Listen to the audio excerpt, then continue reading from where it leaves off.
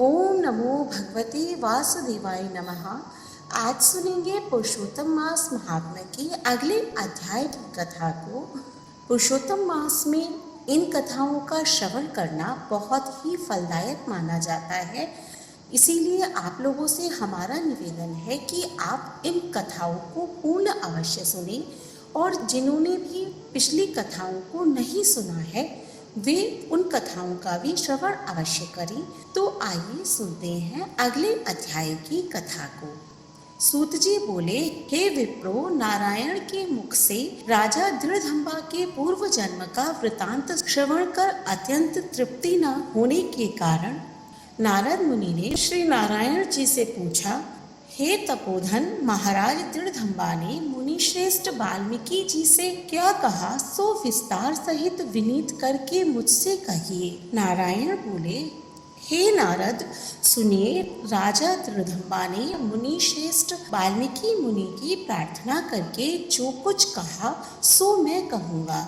दृढ़धंबा बोला, मोक्ष की इच्छा करने वाले लोगों से पुरुषोत्तम मास का सेवन किस प्रकार किया जाए, क्या दान दिया जाए और इसकी विधि क्या है, यह सब संपूर्ण लोक के कल्याण के लिए मुझसे कहिए, क्योंकि आपके समान महात्मा संसार के हित के लिए ही पृथ्वी पर भ्रमण करते हैं। यह पुरुषोत्तम मास स्वयं साक्षात पुरुषोत्तम भगवान है। उस पुरुषोत्तम मास के सेवन से महान पुण्य होता है। यह बात मैंने आपके मुख से भली भांति सुनी है।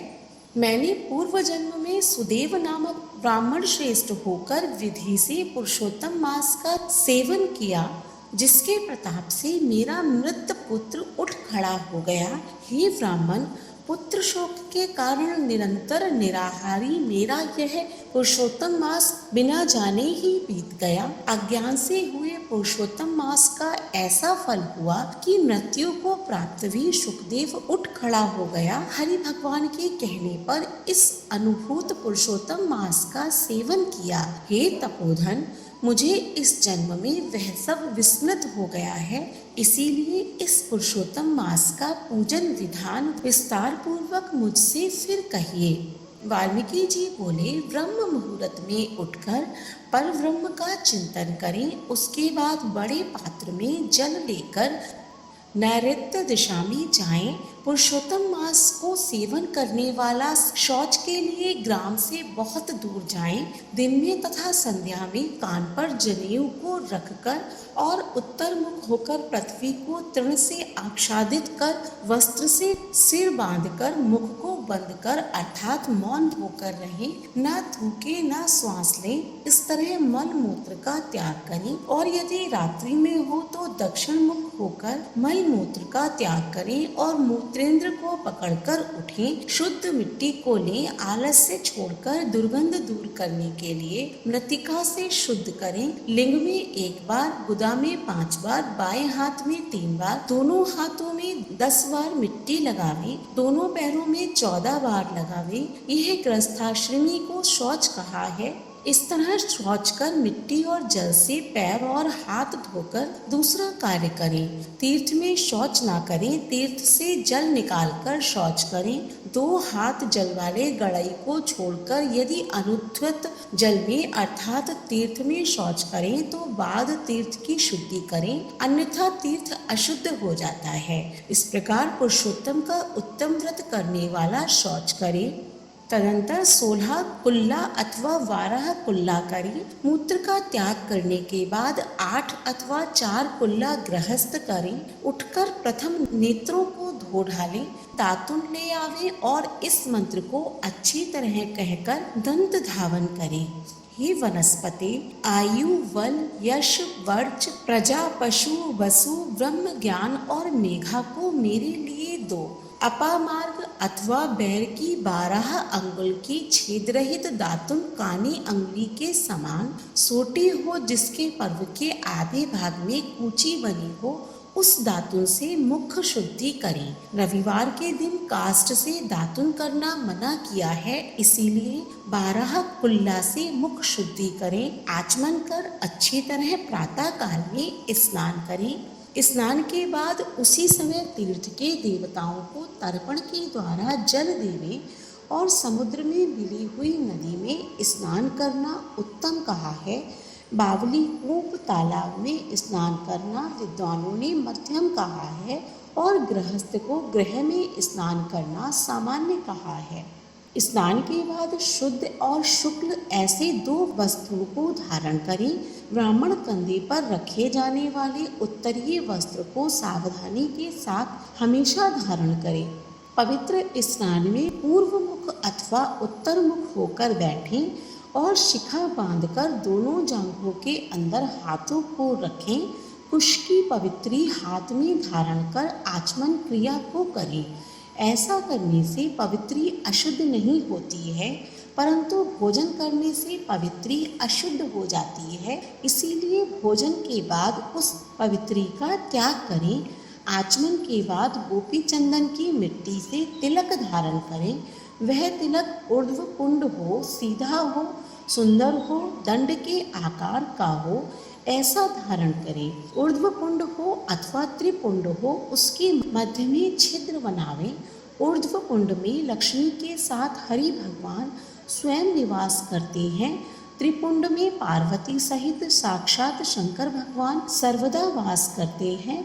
बिना छिद्र का पुंड कुत्ते के पैर के समान विद्वानों ने कहा है। सफेद तिलक ज्ञान को देने वाला है।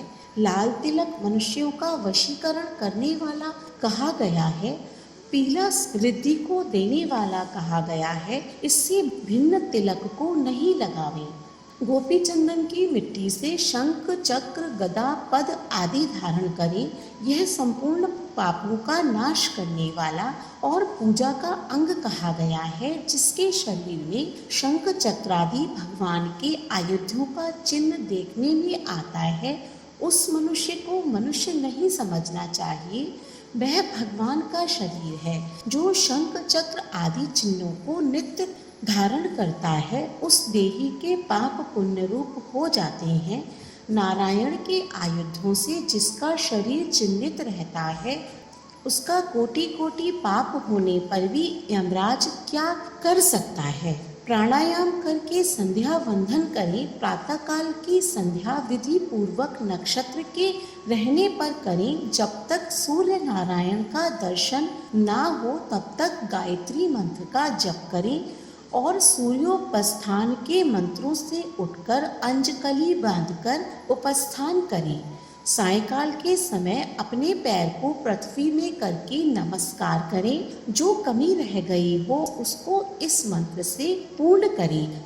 यस्म स्मया च नामोक्त्याम तपोयज्ञ क्रियादिषु न्यूनम संपूर्णताम याति सदैव वंदे तमुच्यतम। जो द्विज ब्राह्मण, क्षत्रिय और वैश्य श्रद्धा के साथ संध्या करता है, उसको तीनों लोकों में कुछ भी दुष्प्राय नहीं है।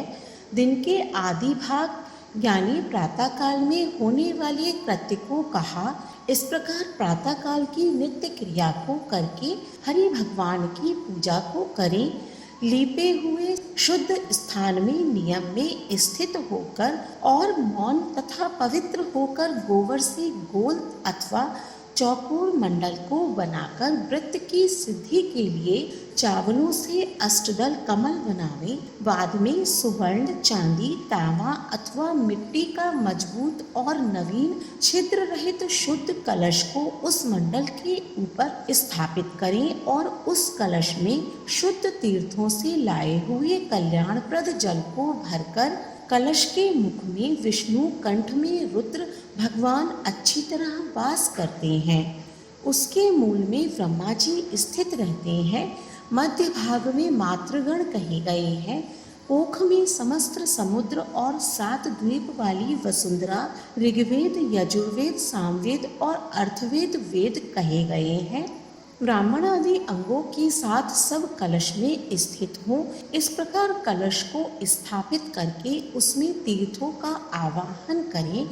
गंगा, गोदावरी, कावेरी और सरस्वती मेरी शांति के लिए तथा पापों के नाश करने के हेतु आवे तदंतर उस कलश का मंत्र पाठ पूर्वक गंध अक्षत नैवेद्य और उस काल में होने वाले पुष्प आदि उपचारों से पूजन करके उसके ऊपर पीले वस्त्र से लपेटा हुआ तांबे का पात्र स्थापित करें। उस पात्र के ऊपर राधा के साथ हरि की मूर्ति को स्थापित करें। राधा के सहित सुवर्ण की पुरुषोत्तम भगवान की प्रतिमा बनावें और भक्ति में तत्पर होकर विधि के साथ उस प्रतिमा की पूजा करें। पुरुषोत्तम मास के पुरुषोत्तम देवता हैं। पुरुषोत्तम मास के आने पर उनकी पूजा करनी चाहिए। जो इस संसार सागर में डूबे हुए को उबारता है, उसकी इस लोक में भी मृत्यु धर्म वाला कौन मनुष्य पूजा नहीं करता है।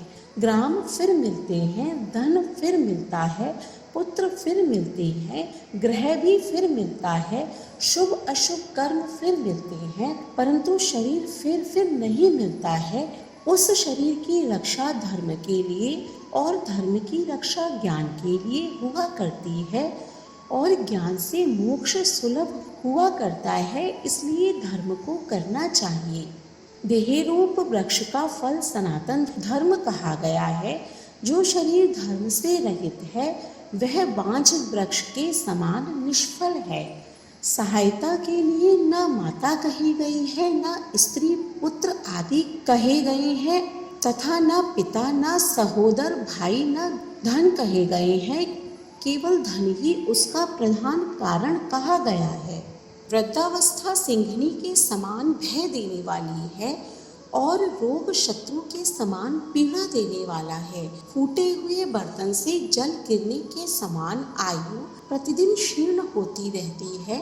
जल के तरंग के समान चंचल लक्ष्मी, पुष्प के समान क्षण मात्र में मुरझाने वाली युवावस्था, स्वप्न में राज्य सुख के समान संसार के विषय सुख प्रवृत्ति सब निरर्थक है।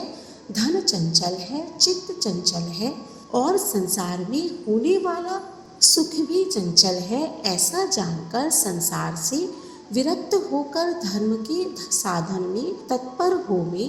जैसे सर्प से आधा देह निगले जाने पर भी मेढक मक्खी को खाने की इच्छा करता ही रहता है, उसी प्रकार काल से ग्रसा हुआ जीव दूसरे को पीड़ा देने में तथा दूसरे का धन अपहरण करने में प्रेम करता है।